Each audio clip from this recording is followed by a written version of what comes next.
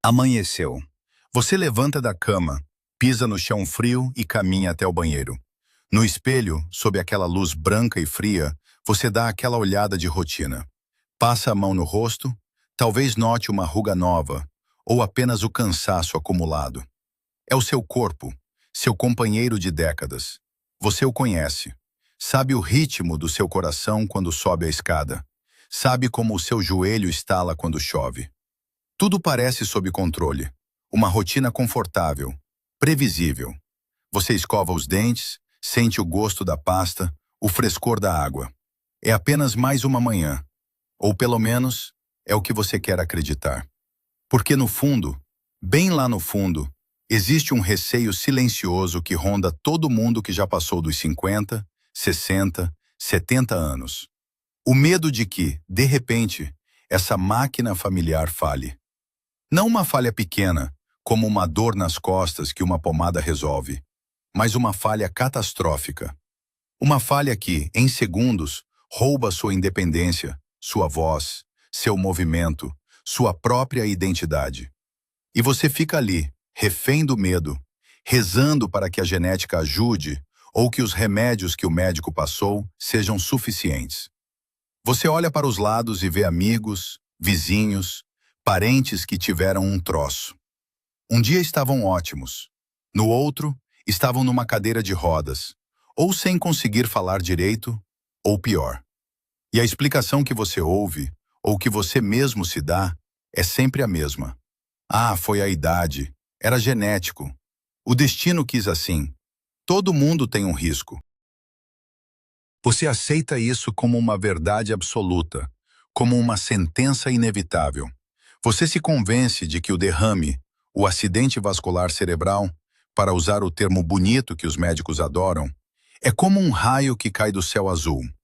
Um evento aleatório, imprevisível, um castigo da biologia contra o qual não há o que fazer a não ser rezar e tomar a estatina. Essa crença é confortável porque tira a responsabilidade das suas mãos.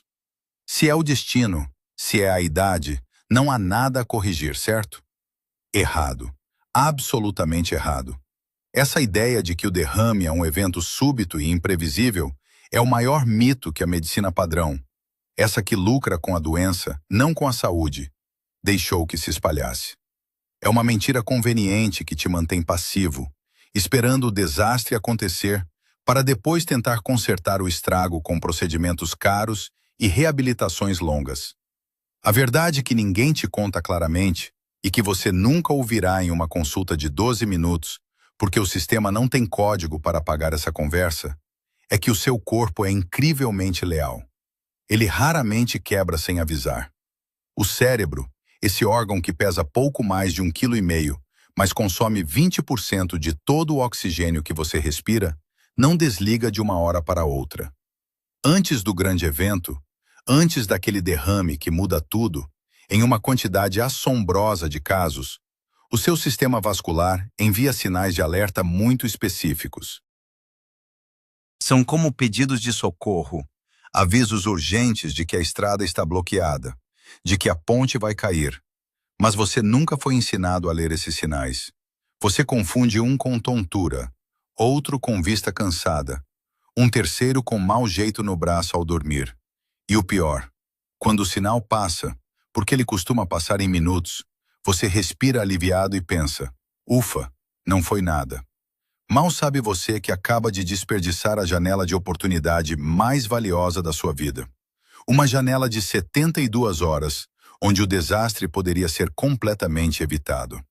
E é exatamente por isso que eu estou aqui falando com você agora. Esqueça as explicações genéricas que você lê em folhetos de posto de saúde. Nos próximos 20 minutos, eu vou te dar o que você nunca recebeu em um consultório. Um mapa claro e prático do que realmente acontece no seu corpo antes de um derrame. Eu não vou te vender esperança vã, nem te assustar com um terrorismo médico. Eu sou um médico que passa o dia vendo a biologia como ela é. E eu te garanto, o conhecimento é a única prevenção real. Você vai aprender a identificar os 5 sinais de alerta que o seu cérebro envia, horas ou dias, antes de um derrame isquêmico. aquele que bloqueia o sangue e é responsável por 85% dos casos. Eu vou te explicar não apenas o que são, mas por que eles acontecem. O mecanismo biológico exato que faz um olho escurecer ou uma perna falhar. Mais do que isso, eu vou desmascarar os verdadeiros vilões que estão destruindo seus vasos sanguíneos por dentro. E não é só o colesterol que você vê no exame de sangue. Ao final deste vídeo, você não será mais um espectador passivo da sua própria biologia. Você terá o conhecimento e as ferramentas para, se um desses sinais aparecer, saber exatamente o que fazer, quais exames exigir do seu médico e como usar essas 72 horas cruciais para garantir que a sua história não termine em uma estatística de incapacidade permanente. Você vai aprender a ouvir o pedido de socorro do seu cérebro e, mais importante, saber como respondê-lo. Para entender por que o seu cérebro entra em colapso, você precisa primeiro entender como ele funciona quando tudo vai bem. O cérebro humano é o monarca mais exigente e mimado de toda a biologia. Ele pesa, em média, 1,4 kg, cerca de 2% da sua massa corporal total, mas é um buraco negro de energia. Ele consome 20% de todo o oxigênio que você inspira e 25% de toda a glicose que circula no seu sangue. Diferente dos seus músculos, que guardam energia na forma de glicogênio, ou do seu fígado, que é um grande estoque central, o cérebro não armazena absolutamente nada. Ele vive no que chamamos de regime de fluxo contínuo. É como uma refinaria de alta tecnologia que trabalha 24 horas por dia, 7 dias por semana, e não tem um único galão de combustível de reserva no pátio. Se o duto que traz o petróleo atrasar 5 minutos, as máquinas fundem. Na neurologia, 4 a 6 minutos de interrupção no fluxo de sangue são suficientes para que os neurônios comecem a morrer de forma irreversível. É por isso que cada segundo conta. Pense no revestimento interno dos seus vasos sanguíneos como se fosse aquela sua melhor frigideira antiaderente. Sabe aquela camada de teflon perfeita, onde o ovo desliza sem precisar de uma gota de óleo? Na medicina, essa camada é o endotélio. Ele é uma membrana microscópica, com a espessura de apenas uma única célula, mas é o órgão endócrino mais dinâmico do seu corpo. O endotélio não é apenas um forro passivo, ele é inteligente. Ele libera substâncias como o óxido nítrico, que dizem para a artéria: "Ei, dilate agora porque o dono subiu a escada", ou "feche um pouco porque ele está em repouso". Enquanto essa frigideira está lisa e íntegra, o sangue, que é uma sopa complexa de plaquetas, glóbulos vermelhos, gordura e proteínas, flui como seda. Nada gruda. O problema é que, ao longo das décadas, nós começamos a riscar esse teflon.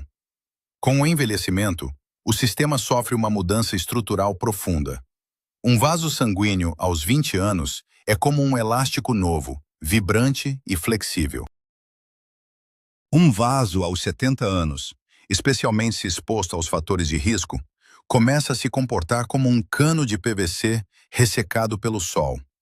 Ele perde o que chamamos de reserva vasomotora. Isso significa que ele perde a capacidade de se ajustar rapidamente a mudanças de pressão. Se você levanta rápido demais, ou se a sua pressão cai um pouco durante o sono, o vaso não consegue mais compensar. O fluxo sanguíneo cerebral, que deveria ser constante como um rio caudaloso, começa a oscilar perigosamente.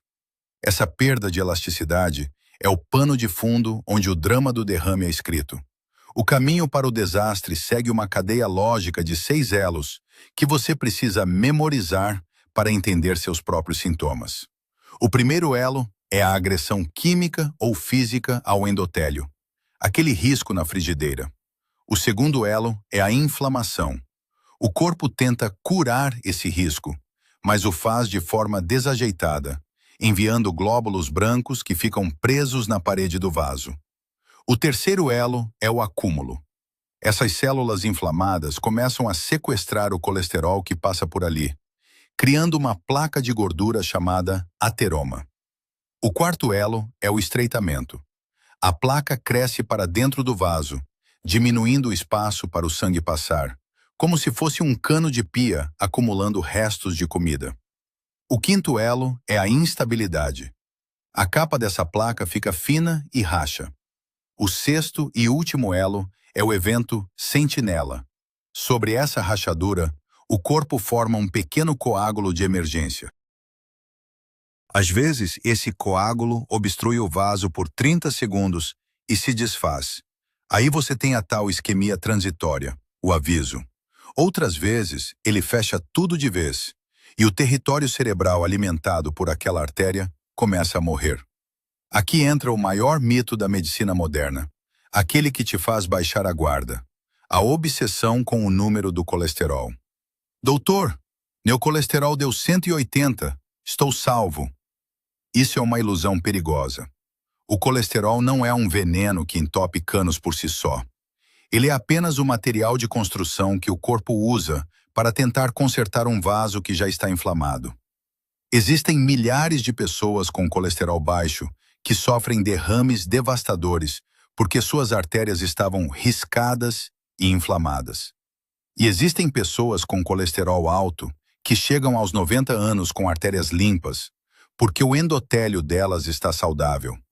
O foco exclusivo no número do exame de sangue é uma estratégia que serve muito bem para vender remédios, mas falha miseravelmente em te dar uma visão real do seu risco. O que importa não é quanto de gordura tem no seu sangue, mas sim o quão doente está a parede do seu vaso. O primeiro grande carrasco das suas artérias é o açúcar no sangue. E aqui eu não falo apenas de quem já tem o diagnóstico de diabetes. A glicose alta age como se fossem milhões de cacos de vidro microscópicos circulando no seu sistema, cortando e lixando o endotélio por dentro. Para que a glicose saia do sangue e entre na célula para virar energia, você precisa da insulina.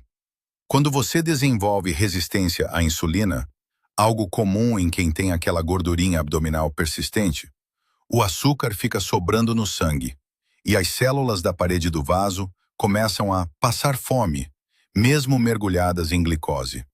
Célula faminta é célula que morre e descama. Onde a célula descama, a parede fica áspera, e é ali que a placa de gordura vai se fixar.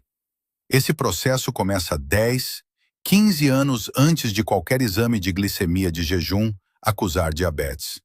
Se você está na casa dos 60 anos e sua glicose está no limite superior do normal, você já está riscando suas artérias todos os dias. O segundo carrasco é o cigarro, e não há como suavizar isso. Cada tragada despeja na sua corrente sanguínea milhares de toxinas que causam uma reação de estresse oxidativo imediata. O monóxido de carbono do cigarro se liga à hemoglobina muito mais rápido que o oxigênio, deixando seu cérebro em estado de asfixia leve constante. Além disso, o fumo torna o sangue viscoso. Imagine o sangue normal como um suco de laranja fluido. O sangue de um fumante é como um xarope grosso e pegajoso. Sangue grosso tentando passar por uma artéria que já está estreitada pela gordura é a receita matemática para um coágulo se formar e travar o sistema. O risco de derrame isquêmico em quem fuma é de 2 a 4 vezes maior. E isso não tem nada a ver com sorte, é pura física de fluidos. A pressão arterial é o terceiro fator, mas com um detalhe que quase ninguém explica. Todo mundo tem pavor da pressão alta, daquele pico de 18/10. De fato, a pressão alta crônica é como um hidrante aberto dentro de uma mangueira de jardim. Ela vai esgarçando e enfraquecendo as paredes dos vasos ao longo dos anos, sendo a causa principal do derrame hemorrágico, quando o vaso explode. Porém, o derrame isquêmico, o entupimento, muitas vezes acontece no momento de pressão baixa. Isso acontece principalmente à noite. Enquanto você dorme, sua pressão cai naturalmente cerca de 15 a 20%. É o chamado descenso noturno. Se você já tem uma carótida no pescoço entupida em 80%, o sangue só passa por ali porque a pressão do coração está empurrando com força. Quando você dorme e a pressão cai, o empurrão diminui e a velocidade do sangue naquela zona estreita cai para quase zero. É como um rio que seca no verão e revela as pedras no fundo.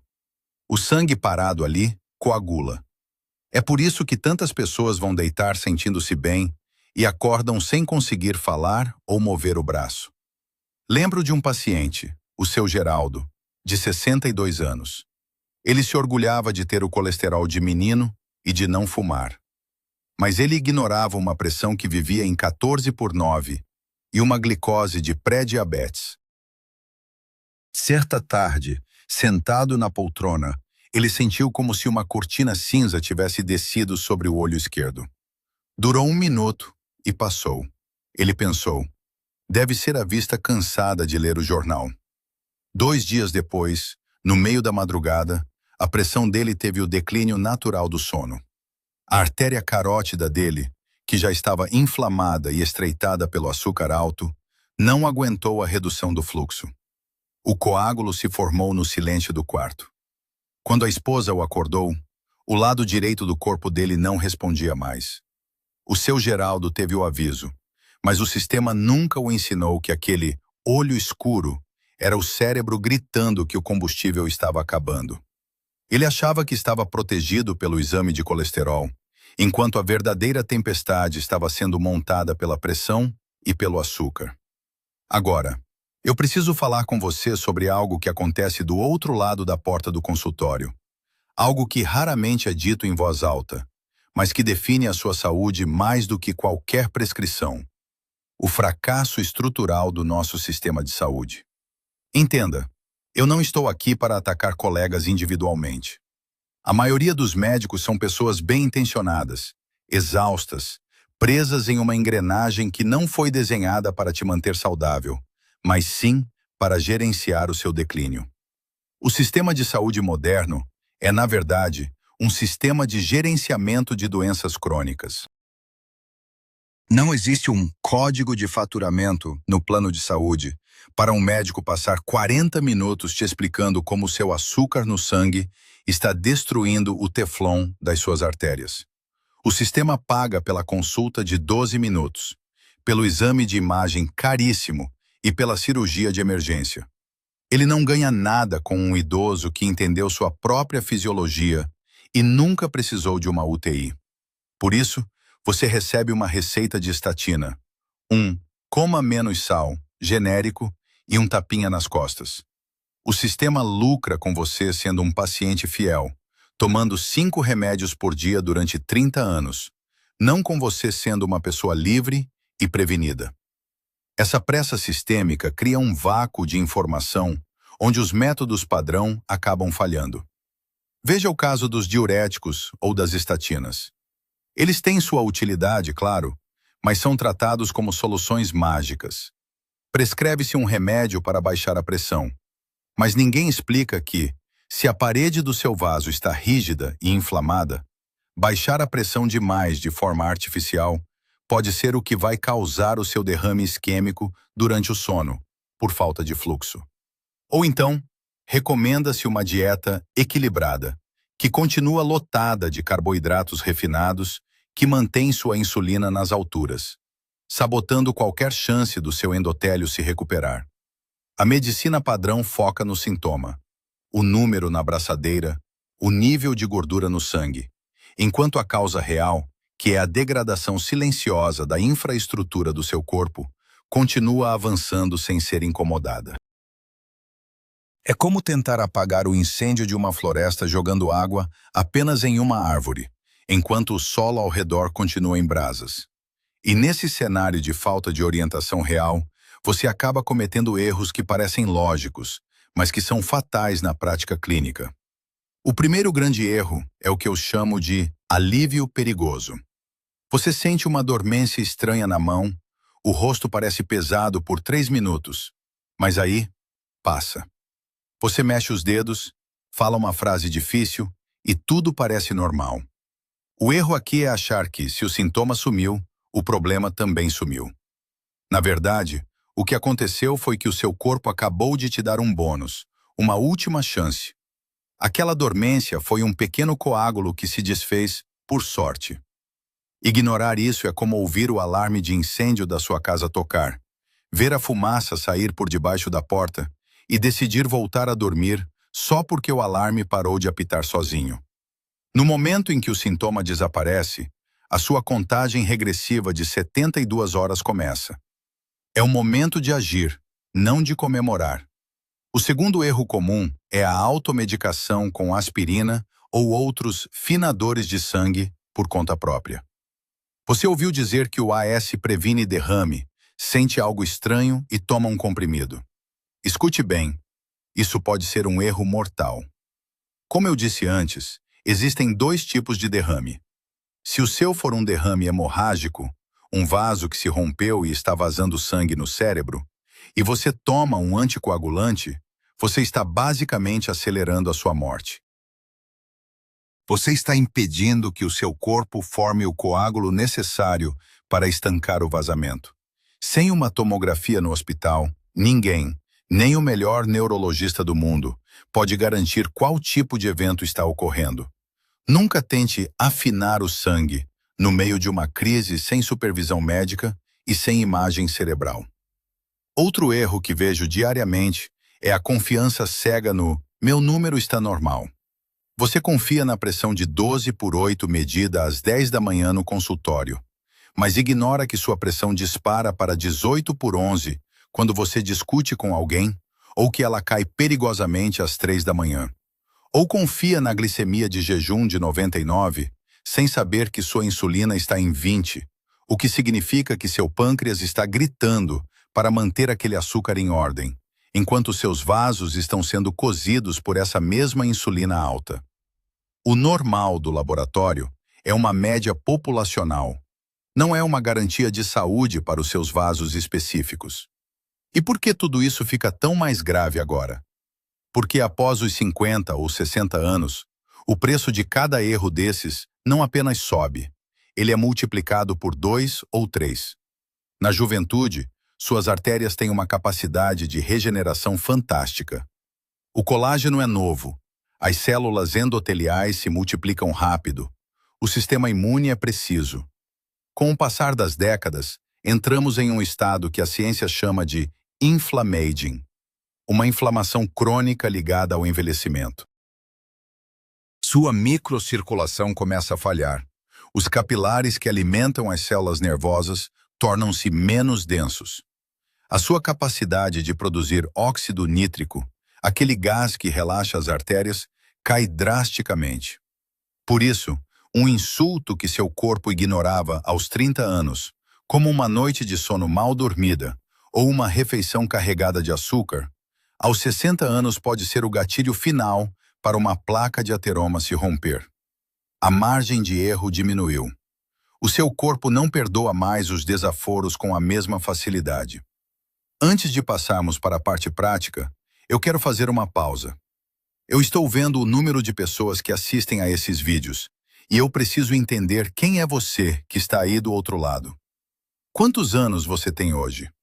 Você já sentiu algum desses avisos que eu descrevi e achou que era só cansaço? Escreva aqui nos comentários a sua idade e se você já passou por um susto desses. Eu leio esses relatos para ajustar o tom dos meus próximos vídeos.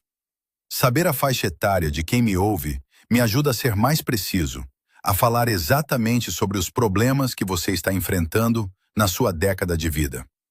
Essa troca é o que faz este canal ser diferente de uma palestra fria.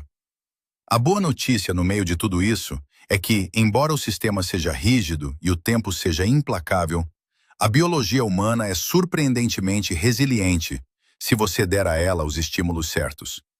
Você não precisa de uma farmácia de luxo ou de procedimentos experimentais para proteger seu cérebro.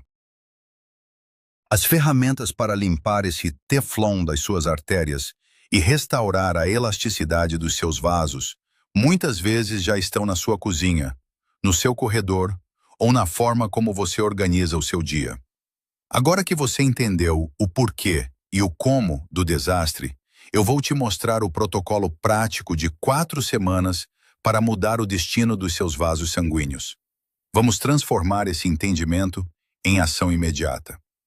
O princípio fundamental de tudo o que vamos fazer a partir de agora é simples.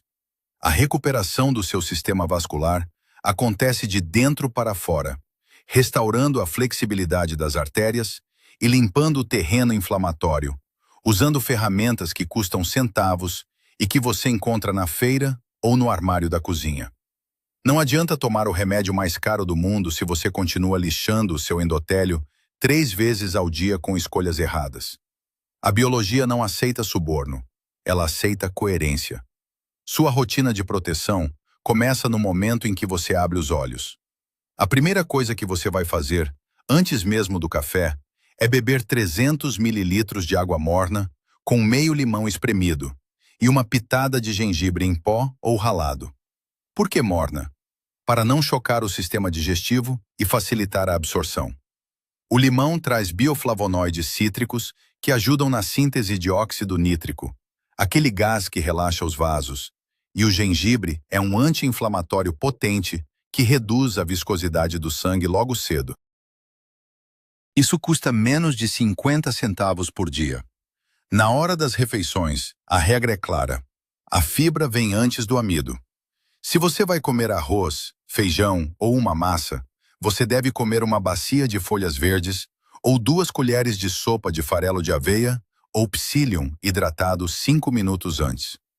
Isso cria uma rede no seu intestino que impede que o açúcar suba rápido demais. Lembre-se, o pico de glicose é o que corta o seu vaso por dentro. Se você achata essa curva, você poupa o seu cérebro. À noite, evite refeições pesadas após as 20 horas. O seu corpo precisa de descanso para que a pressão caia de forma fisiológica e segura, e não porque está sobrecarregado, tentando digerir uma carne pesada enquanto você dorme. Agora, eu quero que você aprenda uma técnica física de 3 minutos que você vai fazer todos os dias, preferencialmente no final da tarde, quando a pressão costuma oscilar mais. É uma combinação de manobra respiratória e drenagem cervical. Primeiro, sente-se ereto, com os pés bem apoiados. Você vai inspirar pelo nariz em 4 segundos, segurar por 2 e soltar pela boca, fazendo um S prolongado por 8 segundos. Repita isso por 2 minutos.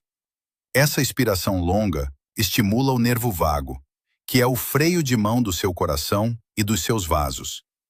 Ele baixa a pressão arterial de forma natural e imediata. Nos últimos 60 segundos, você vai fazer uma automassagem suave no pescoço. Localize o músculo grande na lateral do pescoço, mas não aperte a frente, onde estão as carótidas. Apenas deslize a palma da mão, com uma pressão leve, da base da orelha em direção à clavícula, 10 vezes de cada lado.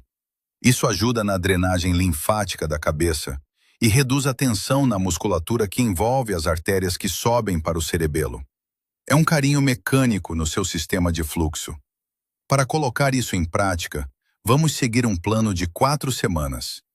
Na primeira semana, sua única missão é o ritual matinal da água com limão e a técnica de respiração de 3 minutos. Só isso. Comece a criar o hábito.